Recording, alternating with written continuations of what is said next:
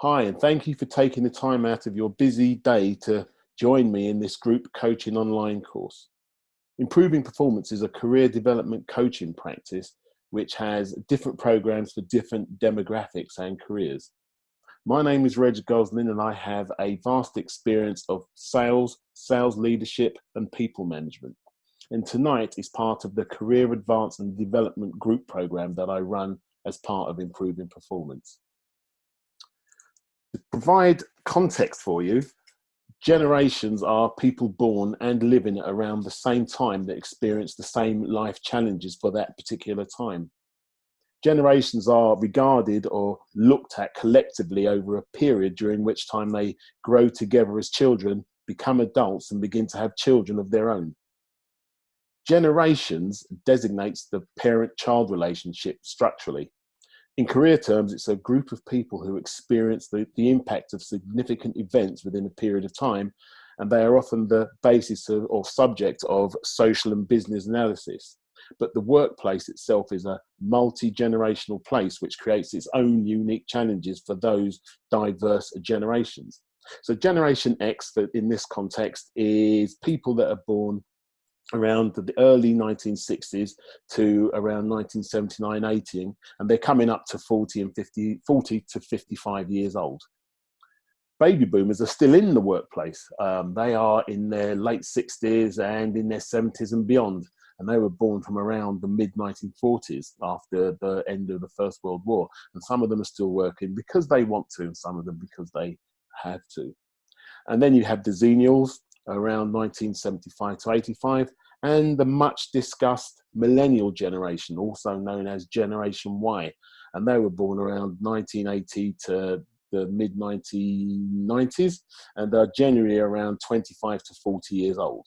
And then you've got Generation Z, who are at working age now, and a maximum age of around 25. It's not an exact science. The US have slightly different models. And as I said, the baby boomers are still working.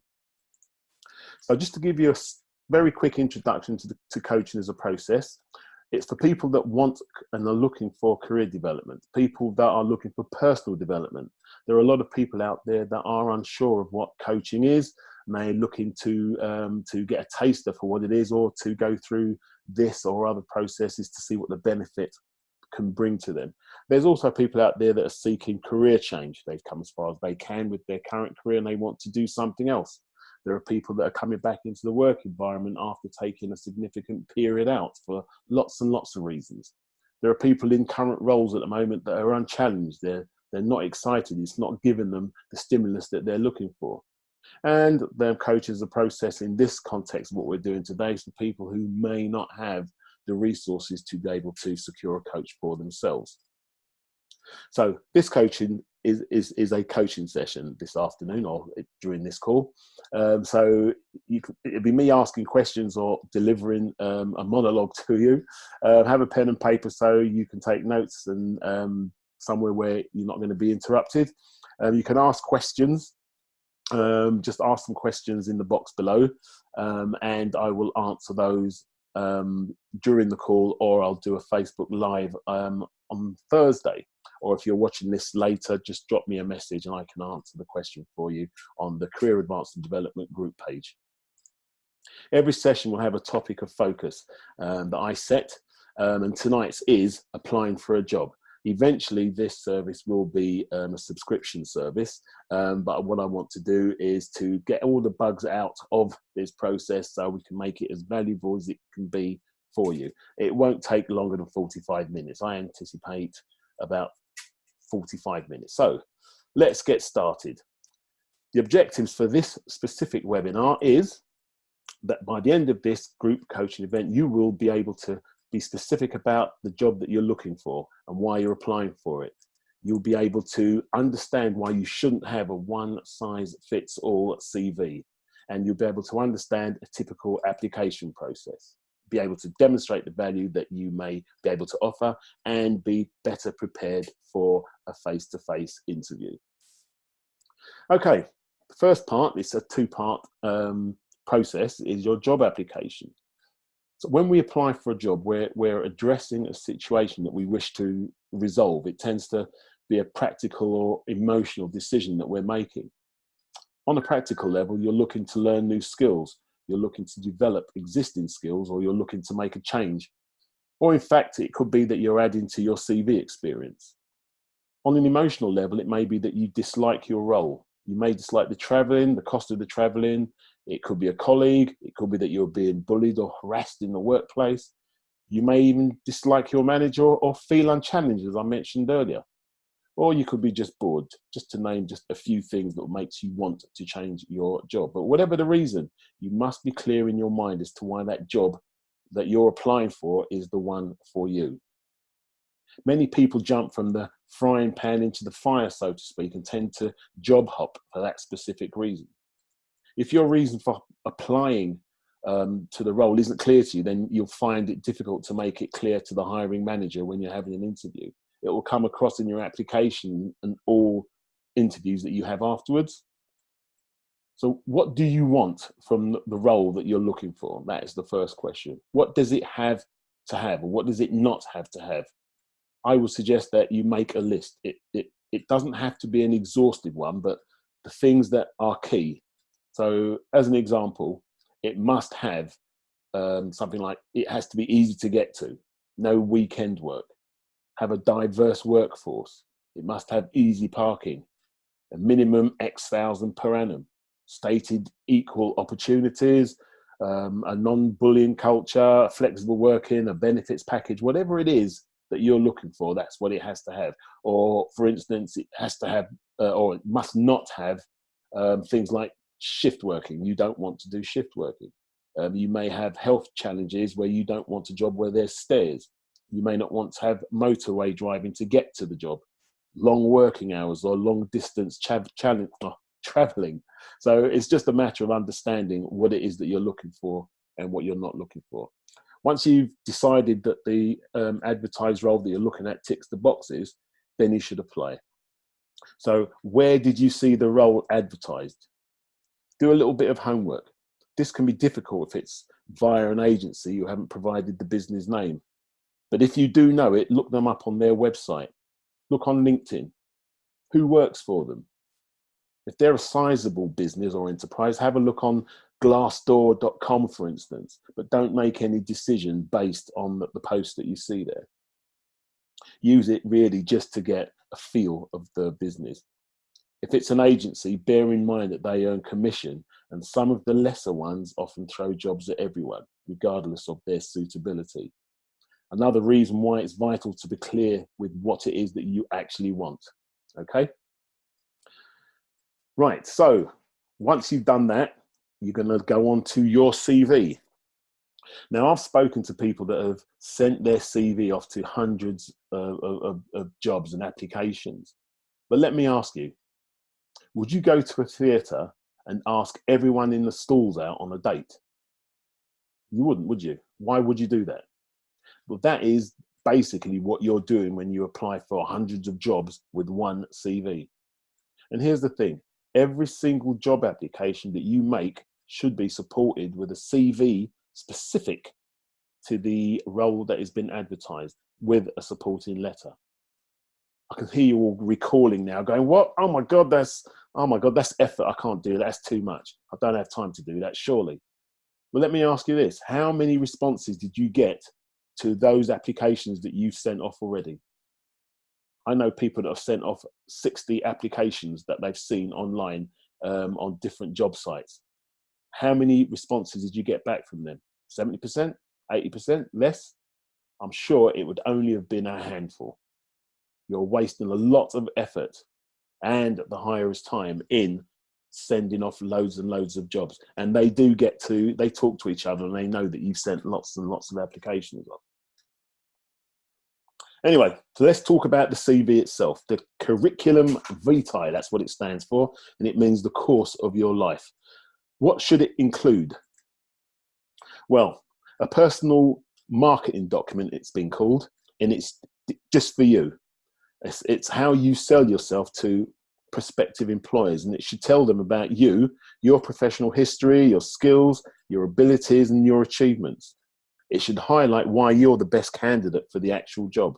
So on it, make sure that it has your name. I know it sounds daft, but some people have actually jumped over this. But you should have your name, your address, your email, so that any interested employers can contact you easily. It should have a personal statement. And all a personal statement is just a paragraph that captures the reader's attention, makes them want to know more about you. Don't put too much in here, just your main skill and relate it to the post that you're applying for. And that will show the hirer that you meet their needs. I said earlier about a CV for every single role. This right here is why. A generic CV doesn't relate to the post. And your work experience, what you should do here is list your most recent position first. Include the dates to and from and the location. Yep. Bullet points where possible to highlight your responsibilities and achievements in each of the roles. That way the person that is scanning it, and they are actually scanning it, they can match up your experience with their job description. What else can you do? Make sure that your experience matches the application word for word. So go back to it and make sure that it matches word for word. So read it. Some recruiters are actually using scanning technology. They're not actually reading it all, and they've put specific words in the application, and they've programmed the scanning device to pick out those words to match applicants. And that's another reason, again, why the CV must be specific. And include your education. Again, put that in reverse order, chronologically by date. Put the details of your professional and academic qualifications with the grades that you achieved. And your skills should be included. So whether you realize it or not, you've picked up many, many, many skills over the years. No matter what your age, you've picked up a lot of skills. So include every IT package or program that you have used, as well as foreign language skills if you use things like that, or skills like communications or project management. You should back them up with some examples. So if you've done some project management, just give an example of the type of project management that you've done, and if it's Six Sigma as a qualification that you've had, put that down. Your interests and your hobbies. Now, that's optional. It's only used to fill space, if I'm honest. It gives the interviewer a more rounded view of you as a person. So it's something to discuss at the end. References, I would put available on request. You don't have to include all of those, but put them that they're available on request. And if should the interviewing officer want them, they'll come and get that off of you. Okay. The aim isn't to get the job, but it's to get an interview. You aren't writing a CV for yourself. It's for the person that's reading it. You have to remember that it's your CV, but it's for the person that is reading it. So put yourself in their shoes. Keep it short, to the point, and interesting. A recruiter spends a lot of time going through all of these. They're not going to go through them in detail. They'll spend no more than, say, 20, 30 seconds scanning a CV. So if you follow this advice, you increase your chance of getting an interview or presenting it in a clear and concise and persuasive way. So don't jazz it up with images or color. A lot of people out there think that it's important. And you know what? If you're going for a job with a design academy or a design agency or something, then yeah, it makes sense to do that. But depending on the job, they're not interested in the type of CV. It's the information that's on it. Don't put long paragraphs on there, okay? It should be in a format that they have stated. So it should be in a Word document and no more than 11 points, as they say. As I said, no long paragraphs, because people get bored of reading long paragraphs. If you're going to have paragraphs, break them up into short ones. Careful with the bold type. Don't put any bold type in your CV. It can help if you have to, but really, really don't overdo it. Never, ever underline. Never underline anything. They can read. If they want to see what you're saying, then they'll see it. It doesn't need to be underlined and stuck in bold. Okay, and never used text speak. Never use text speak. A lot of people get used to writing in text speak in the way that you would write on WhatsApp or on Facebook. Do not do that on your CV. As I said earlier on, use Arial or TNR, which is Times New Roman, and no more than 11 PT or 11 point size. Okay, nothing more than that because it'll be out of format. And I've mentioned that already. Because I know what I'm going to say, I've actually been ahead of myself. Okay, and finally, this is very, very, very important. You've put in all of that work and all of that effort to get a CV ready and to get your job application ready. Yeah, check for spelling or grammatical errors. This is your responsibility and is one of the first things that employers will pick up on and weed out weaker candidates. You may have a challenge, okay? The role may not require a high level of literacy, but spelling errors scream lack of care, okay? Don't put your faith in a spell checker, as many are set to American settings. So unless you know what you're doing in setting it to the UK language, use a dictionary if you aren't sure, or ask somebody. If the job or the role is that important to you, use a CV checker who do a very, very professional job and can help you to improve your CV, and they don't really charge that much, okay? So now you have an interview, and that means that you have the job. It's your opportunity for you and the other candidates to talk yourself out of it. Okay, so sell yourself, always have a positive answer and provide an example. So the application process, typical application process should be an advert requesting applications. A third-party agency or a recruitment agency, or it could be direct from the hiring manager. The CV has to be specific, okay? As I said earlier on, make sure that you do have a covering letter and make sure it packs a punch at the top with a headline. Put 3 reasons on it into that covering letter as to why you believe that you may be the candidate that the client or the recruiting officer is searching for. Say things like, I have researched XXX Limited and I believe that I'm a great candidate and a great match for the job because I would love the opportunity to be interviewed in person for the post of. Those are the kind of things that you should put in there, okay? And following the headline, you follow it with Dear Mr. or Mrs. Smith or whatever their name is, okay? And never to Dear Sir or Madam or to whom it may concern. Do your homework. All the information is there online if you want it, or call the company and just ask for the person's name because you're applying for a role. Do your homework. I've put an example cover letter here for you to have a look at. And it says, I've researched XX and I believe I'm the ideal candidate you're looking for. As I said before, you can put that all into your job and send it off and it's fine, okay? The cover letter is there. Ask for the job interviewer if you can. If, as I said before, if it's a third party, it might be difficult, but keep it friendly and keep it conversational. And then send them a letter. I'm excited about the possibility of a personal interview at your earliest convenience to further discuss my credentials with you. I can be reached on and put your number on there, and then follow it up with a phone call to make sure you have received my application. Okay, you're just demonstrating how keen you are to have this role. Okay, the cover letter again, big words are the kiss of death. Write as you speak, but within reason, okay? Within reason. Make your points easy to understand using words that other people understand. If in doubt, read it out loud or read it to somebody else. But do not do this. This is a nonsense paragraph. I'm only using this because I actually got it from somebody. I've consulted, choreographed, compiled and specifically isolated technological solutions for challenging yet highly inaudible. I can't even bother to read it, but you can see why that would switch somebody off, okay? Just keep it very simple. In plain English, it means I wanted you to know that I have taken some time to research your company. I'm very, very impressed. I have a real passion for this industry and I'm a very hard worker and my attention to detail is one of my best qualities. I'd love the chance or the opportunity to work and interview with this company for the position of account executive, whatever the role is. Thank you in advance for the opportunity. I absolutely look forward to meeting you. That reads a hell of a lot better than what you saw there just now. Let me go back to it to show you.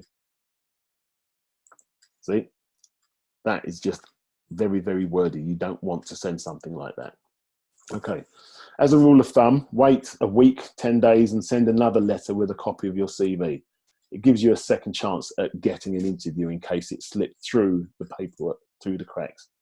Your cover letter here, I realise that you've probably received many applications for the post of. I'm extremely interested in this position and would love the opportunity to be interviewed. So that's an example of a cover letter that you can put. And your value. Remember why you are applying for that particular role. That was on the first page of this presentation. Remember why you're applying for the role. What specifically do you have to offer the hiring manager? Lots of people can't state their own value. And I spend a lot of time asking people, what are your strengths? What are your values? What do you contribute? And they struggle. So write them down before you get to an interview so that you are fully conversant with it when somebody asks you the question. They will obviously ask you questions like, why should we recruit you for this particular role? Why do you want the job? What will you bring to this role? If you can't answer those questions, you're going to fall over. So write them down and be fully conversant. Make sure you understand your own value. You may have it in your head, but you need to be able to say it to somebody who's asking. Okay? Write the answers down and memorize them. You know the answer. And with regards to interview preparation, I know this is like teaching people how to suck eggs, but I can assure you, I've seen people fall by the wayside in this area as well. Okay? Like I said, you have an interview. We'll cover it off in an interview video. You can see it later on, but dress for the interview. Yeah. I don't want to tell you how to dress. You know how to dress. Yeah. But you need to dress appropriate for the role that you're going for. Sell yourself and be professional. Yeah. Always talk in the positive. I can, I will, I am able to. Okay. Practice the interview questions and have some questions that you want to ask the hiring manager at the end. Okay. And now, as I said, you've got the interview. When you have the interview, close the interview with some good follow-up questions. Yep. So leave it a few days. If the hiring manager says they're going to ring you on Thursday, then wait till Thursday. And if they haven't contacted you on Thursday, give them a call on Friday. Follow up. Here's an example of a post-interview letter, just so that you come across professionally. I'm not going to read it all out to you. You can see it there. But again, as an end-to-end, fully completed package, this shows how professional you are. I feel our interview went well, and I wanted to send this quick note to say thank you for the opportunity. And you have the skills, and I have the experience. I'm looking forward to hearing from you if I'm still in consideration. Okay, that's all you need to send. Okay, so that brings an end to this Career Advanced and Development Group Coaching. I hope that you found this content beneficial. Thank you very much for your time, and please check out the website for more videos. Thank you.